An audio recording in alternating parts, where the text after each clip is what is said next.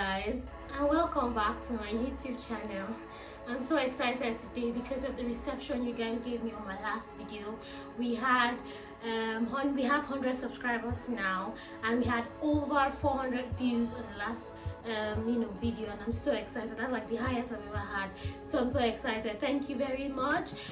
Welcome to today's video. My name is Clementina, also known as the Sassy Nurse. Today we're going to be talking about the International English Language Testing System, also known as Ielts. Ielts is an exam that tests your English language capacity in the simplest means possible. Yes, as funny as it sounds, it's in the simplest means possible. So yeah, I wrote the Ielts 2 years ago, so I'm not a year ago rather, in 20, oh god, we lost a year, so I've lost count, but I wrote it in 2020, that's last year, so I'm not sure that a lot of things would have changed from last year till now, judging with the fact that the COVID-19 has been around and people have not been working so much, so I'm sure they still use the old testing system. So that's why we're going to run through it today on how I passed my exam with the the kind of tutoring I got and the tricks and the tips that I used. So first of all, let's talk about the Ielts. What is it about? The Ielts is just an English exam, to be honest. It's just an English exam, but people have fears and misconception around the Ielts exam because first of all, some people fund it themselves, and with every exam there is bound to be anxiety, there's bound to be pressure. When you now add the fact that you are funding it yourself, you're going to be very, very anxious because you do not want to come back to write it again, and you want to prove yourself worthy. So there's that with the Ielts exam. I'm speaking from a Nigerian perspective. I know that some people have support system, but most people that that do international travels do it themselves. You get what I mean? So with Ielts, people that fund it themselves are so scared not to fail the exam and all of that. And also because it's self-funded, it is also foreign to most people in Nigeria. Not that English is not our first language. English is our first language, but the level at which we speak English is not at the same level at which they mark English. Most Nigerians tend to go over with speaking English. We speak good English, some people, and then the ones that don't speak good English do not speak it so well. But the Ielts exam is just testing you in the middle. It's just the simplest means possible, and that's why while we're learning English in school, people do not really think that English can be simple. You don't have to add all the plenty vocabularies just to pass an information. English can be really, really simple. So that's why some people tend to fail it, because they have the preconception that Ielts has to be big vocabularies. I mean, you have to use vocabularies, but you don't have to go over and beyond because you want to, pass the exam. As simple as your language is, you can pass the exams. Don't worry, we're going to get to that. I'll give you tips and tricks and all of that. And another fear is because the Ielts exam is, one of the visa criteria, one of the schooling criteria, one of the job criteria abroad. People, tend to have this fear because it's one of the first stages. It's among the first stage. Writing the exam is in the first stage. So if you fail the exam, it's kind of like going to bring down your mood, because if you pass it, it's going to propel you. So people are so scared and so skeptical, like, what if I don't pass it? What if I don't do it? I know so many people that did not pass Ielts and then they stopped the journey. So it can be really critical for some people, and also it is expensive for most people. When you think about the economy back in Nigeria, and people cannot even earn 50,000 naira a month, how much more writing the Ielts for 75,000 naira? So it is expensive. So I understand where your fears and misconception is coming from. I have been in that shoe So I clearly understand. But if you want to overcome this fear, you have to practice. You have to practice and practice and practice a lot, and you have to save. You have to save to be able to pay for your exam, and don't use too much materials. There's no need for you to get this other material, this one, just because you want to practice for IELTS. No. And there is no need also to get so many tutors teaching you at the same time. It doesn't pay. I tell you, it doesn't pay, because you're going to be modeling up all these sources of information together, and at a point you become very confused. So you can just use one tutor. I do not believe in IELTS tutoring. I'm so sorry, but forgive me, I do not believe in it, because I think that everybody can read and pass it. But if you're having issues, you need one-on-one tutors, by all means you can go for it. But also make sure that you're going to people that are genuine, and you're also not modeling up different sources of information. If you're using one tutor, you use that tutor to the very end. Okay. So I hope with this viewpoint of mine, I'll be able to convince you that the IELTS is not, a difficult exam to pass. So moving on, the IELTS, what to expect? What is the exams like? First of all, it is a 4-section exam, and also for most people, you might have one exam before the other 3. You might have one before the other 3, in the sense that you might have the exams a week before you have the other ones that you write in the hall. Don't worry, I'll get to that.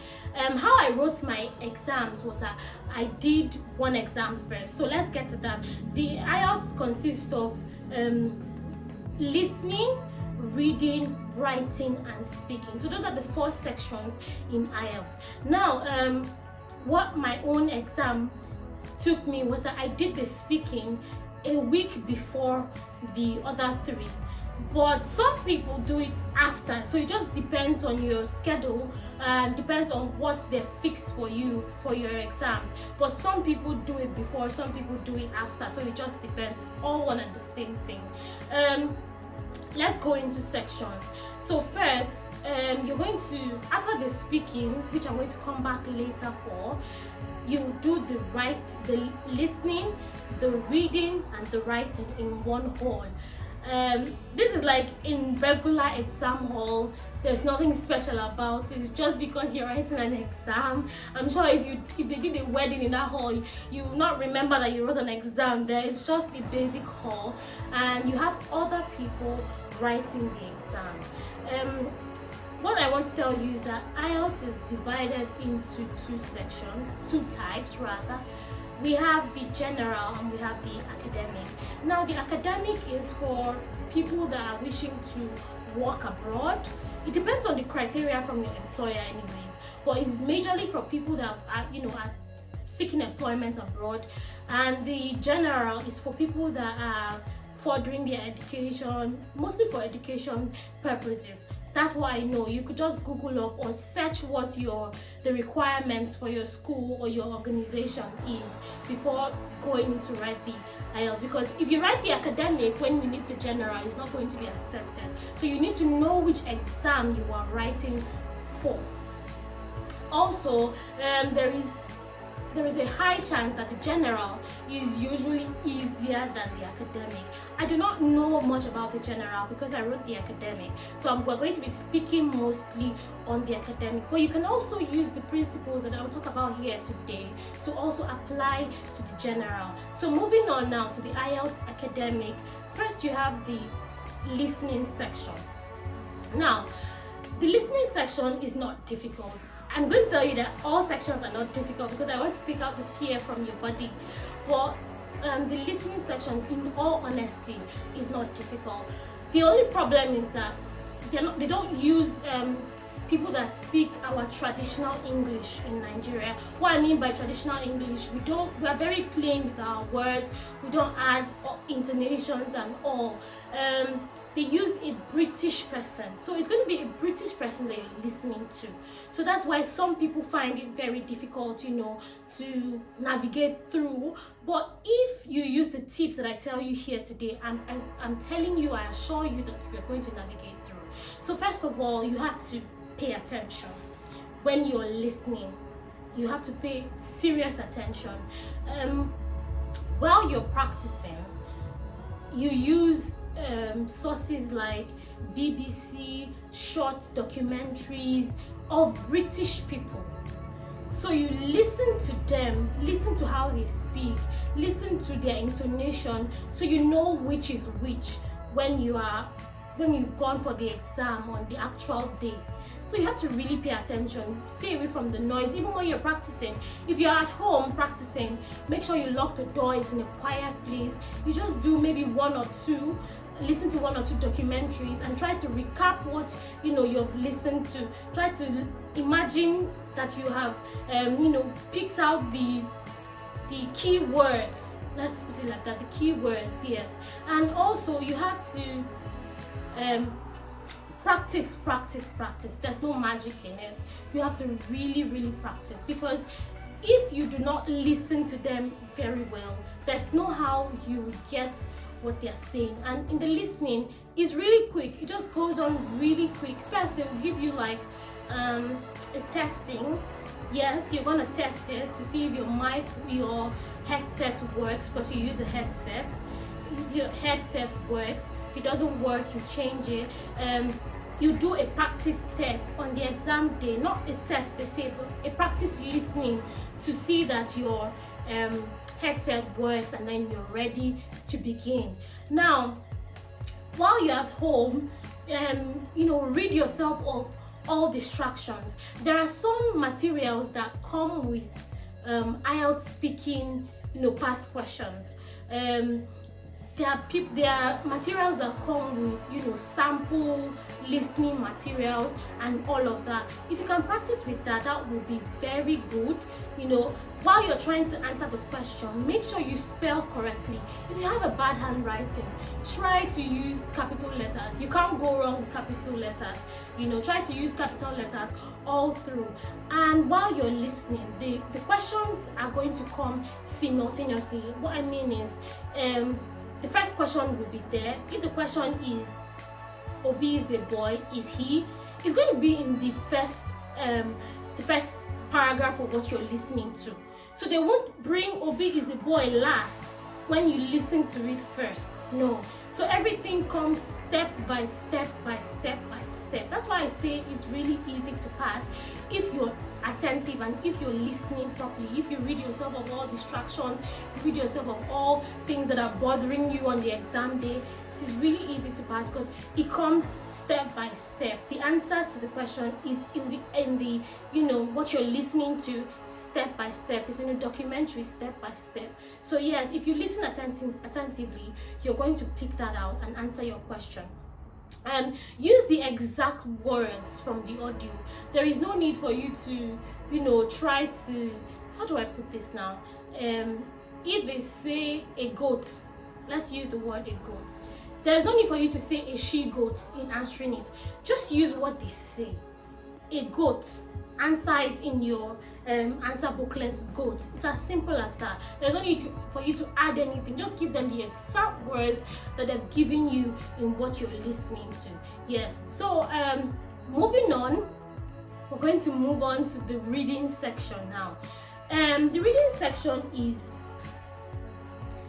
quite difficult for most people. This is where most people have certain problems trying to achieve their band score.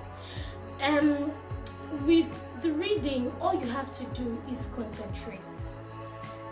The first hack is to concentrate. You need concentration, because it's going to be a long passage, and because they use lots of vocabularies, they use conflicting words. So you have to really look at the paragraph very well and read it thoroughly under the short time that you have, because you can't use reading the paragraph and neglect your questions that you're supposed to answer. So you have to find a balance. There must be a balance. So first, you allocate proper time to your questions. Don't spend more than 30 seconds on one question. You can come back to it, but don't spend more than 30 seconds on one question, because you have limited time to read and to answer your passages. If you're practicing, make sure that you are honest with yourself. So if you're practicing a paragraph, there is no need for you to go back after you have probably finished your exam, your practice, and go back and try to steal the answer from the paragraph. You're being dishonest. So if you set the time that you want to begin, if you set the timer and start, make sure that once you're finished, you've marked everything that you have done before going back to the paragraph, or before going to the answers to see where you went wrong or what you didn't do and what you did. So yeah, there is that. So be honest as well when you're practicing. Spell correctly. Try to use the correct words, just like the same thing in listening. Also in in reading, try to use the correct words when you're answering, and also write in capital letters. If you have a bad handwriting, just write in capital letters. You can't go wrong. Always read your instructions before you start. When you sit down for the reading, always read your instruction first, because you have to know what they're asking you to do before you start it.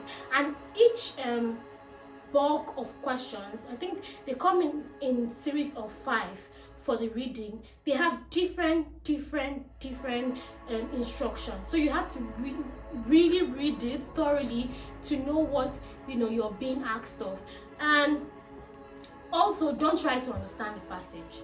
There is no need for you to understand the passage. If they say in the passage that a sheep is a human being, then a sheep is a human being. There is no need for you to understand why a sheep is a human being. The paragraph says a sheep is a human being, and so it is. Don't try to understand the paragraph, because sometimes they bring abstract passages to you, things about astronauts, things about space, things about agriculture, things that you will not even think about on a regular day. They bring it to you and give you to answer. So it's really foreign to most people, but don't try to understand the passage. Moving on, they have different types of questions that you could be asked in Ielts reading. You have the yes or no, the true or false, the fill in the blanks, the choose the correct answer. So you have to really know what they're asking you. And if it's a true or false, make sure that you are not using the yes or no to answer it. True or false is different from yes or no, so don't conflict the two. If they want you to answer in yes or no, use yes or no. Don't bring true or false into it. If not, you fail it. And try to use synonyms when necessary. If you need a synonym, try to use a synonym when necessary. So that's it for reading. Read your instructions, and lastly, try to skim, scan, and cram. What I mean by skim is you read the sentence first very quickly to pick out the key words. Now, once you're done, reading the paragraph, you go and read the questions. Now, you now come back to the paragraph to scan. You scan for where the particular answer is and pick it up from there. That's it. Then you cram. Try to remember, try to have a visual picture of where you saw that thing in the passage. It will save you a lot of time while you're, trying to answer your questions. It's not easy to write reading, to be very honest, but if you practice a lot, at least a month before you write the exam, it will be so easy for you, I tell you. And also try and book the exam, whether or not you have read or not. Make sure you book it, just book the exam. Then if you have not started practicing, it will give you the urge to start reading, because you know that, I have the exam in September, 20th of September, and so I have to start practicing now, unless I'm going to fail the exam. So that's it. Because it's self-funded, it's not like a university exam where you're giving your time bound and it's already preset for you. You know when you're going to write it. Most people tend to practice and practice and practice forever without writing the exam, and that's unfair to you because you keep practicing and there's no result in sight. So you just book the exam and go write it. Just do it. According to Nike, just do it. Moving on to the writing section. The writing section is more of, they'll give you a passage. Now let's use this example. Pornography is becoming widely accepted all around the world, even as a source of income to many. What are the vices, or what are the advantages and disadvantages of pornography? Something like that. Now, with writing, you have to have your ideas plotted out. Once you see that question, you have to have your ideas. They're asking you for advantages and disadvantages. So you know that you have to make a list of things before you even write. You have to put your thought process out, spelled out, so that you don't jumble up things together. Now with writing,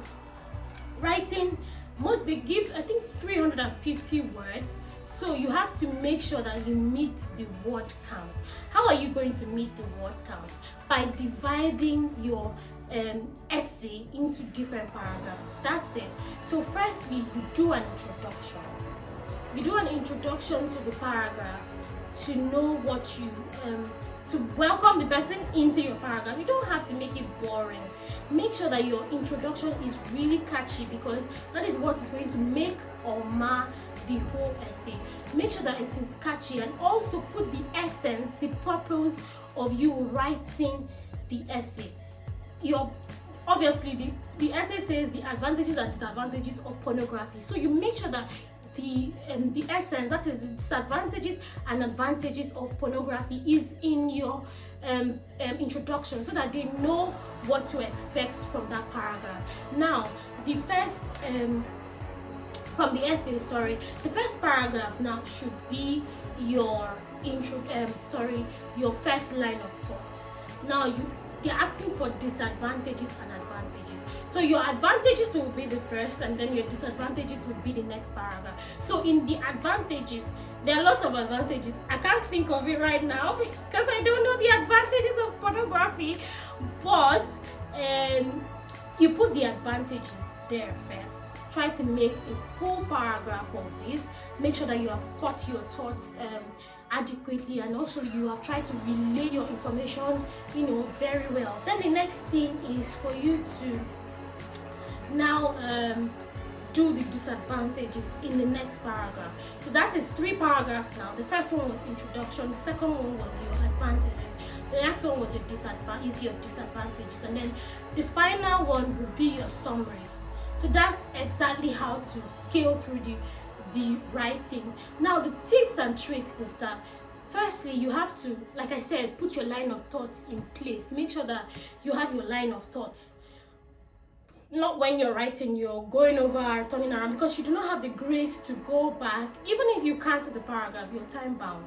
So you're gonna waste your time if you go back and write a new essay. So you have to make sure that you get your thoughts together, number 1. Number 2, use complex sentences. I don't mean complex, what do they call it? I don't mean complex grammar, no. I mean complex sentences. And try to use words that conjoin each sentence together. Like if you wanted to say Obi is a boy, and you also wanted to say Esther is a girl, you can put the word together. Obi is a boy and Esther is a girl. So it makes one sentence. Instead of saying Obi is a boy and then another sentence you're saying Esther is a girl, it makes you look as though you cannot communicate properly in written English. So you can use words like because, however, more so, and just make your sentences rich. Also, try and don't be monotonous. Don't use after all up there and come down again, use after all. No, try and use other types of introductory words, however, more so, sometimes, try and make it interesting for the reader. And also make sure that your words are the count is accurate. If they say 300 words, give them, let's say, 350 words. If they say 400 words, give them 450 words. Do not be below. You can be above, but not so much above, because it makes it too long, too lengthy. But you can try and just be in between, but do not be below. Try as much as possible not to be below, because the word count really matters. Okay, so moving on now to the speaking. This is like my favorite section of all, to be honest. It's my favorite section because I like to talk a lot, so it was really good for me. On my speaking day, I went to the exam center. It was a different exam center from the one I used to write the other ones. So I went there, and first they would allow you to settle for like 30 minutes so that you're not anxious. Obviously you're going to be anxious, but they'll try to allay your anxiety. So I rested for like 30 minutes, waited outside my exam room. It's a room just you and the examiner. And what busted my bubble was that I was expecting to see a British person there to speak to, but it was a Nigerian. So that made me it calmed my nerves. I was like, okay, this auntie is here. I can talk to her, she can talk to me, and we will understand each other. There is no need for me to use phonetics or try to sound like the British people. No, you don't have to sound like them. You just have to be able to speak good English and try to communicate properly in English. Now they'll try to ask you, the beginning part will be something like something really that will calm you down, like what did you eat today, or what's your name. They'll ask you what's your name, your date of birth, just to try and bring you into the exam. And then she can ask you something like, what did you eat today, just progressing like that until you get to the harder part. So the trick is that do not be monotonous. If she asks you what did you eat today, don't just sit down there and say bread. If you say bread, doesn't give her what to judge you with, because you just said bread. There is no sentence for her to understand if you can speak English clearly or not. So you have to really look at things in a different angle. I know sometimes people feel that people lying in speaking is wrong, but you can lie if you want to. You may not have eaten that morning, and then she asked you, what did you eat? If you said you had not eaten, it's just one sentence. But you can say something like, yesterday I actually had pawpaw for dinner. It was so good. I spiced it with lime, a little bit of lime and salt, and I enjoyed it. I gave it to the rest of my family, and they really enjoyed it. This morning I woke up without the enthusiasm of eating anything, so I just drank a cup of water, and I went about my day. But if I go home now, I'm sure I'd make a toast and have it with tea and just relax and enjoy the rest of my day. You see that was full. She knows your line of thoughts. She knows what you're going to do before, what you did before, what you did this morning, and what you're going to do when you get home. So there is a line of thought. She has what to judge you with. There is connection in all the things that you have said. So the trick here is to use past, present, and future. My exam was, the examiner asked me what my favorite pet. I have never owned a pet in my life, but I told her this that when I was in the past, while growing up during my childhood years, that my dad bought us a dog, and the dog was called Bingo, and I loved Bingo so much that I went with Bingo everywhere. I went around with Bingo to everywhere. And when I was 7 years, bingo died, and this hurts me so much because I really loved bingo.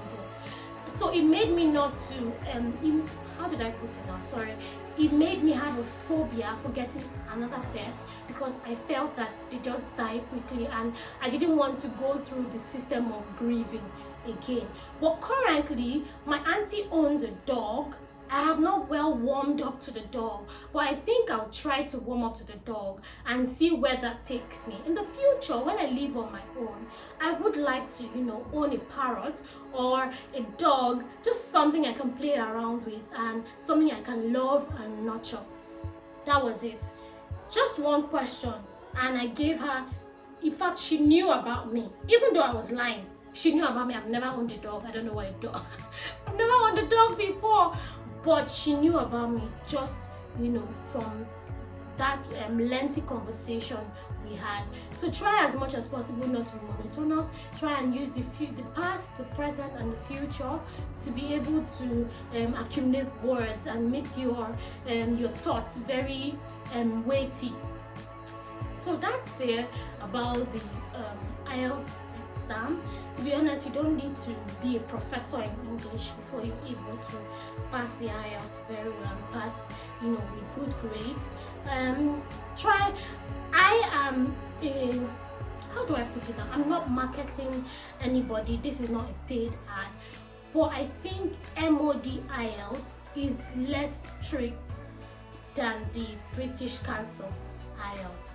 That's my opinion. I don't know what other people think, but that's my opinion about the centers in Nigeria. So if you would like to do your research and find out which one you would like to write with. But I chose the MOD Ielts because I heard testimony from people, how they really loved it, how it was easy, and this came from people that had already written the British Council once or twice. So you could try whichever one works for you. That's fine. And thank you so much for staying through this long video. It was really long. I think I'm having a headache now. But thank you so much. If you have any issues, any questions at all, just drop a comment. Try and like and subscribe and follow me so we can grow together. Thank you so much for always watching.